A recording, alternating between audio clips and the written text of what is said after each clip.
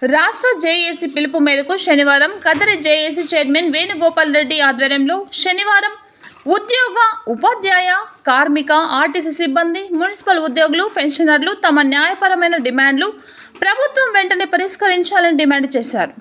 పట్టణంలోని ఆర్ఎండ్బి బంగ్లా నుంచి జేఏసీ ఆధ్వర్యంలో నాయకులు, ఉద్యోగులు అంబేద్కర్ సర్కిల్ మీదుగా కార్యాలయానికి చేరుకొని నిరసన వ్యక్తం చేశారు.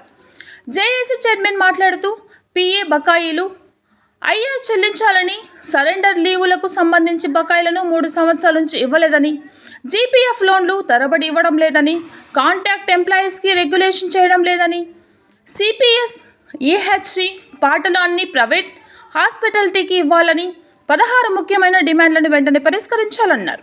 అనంతరం రెవెన్యూ అధికారులకు వినతి పత్రం సమర్పించారు.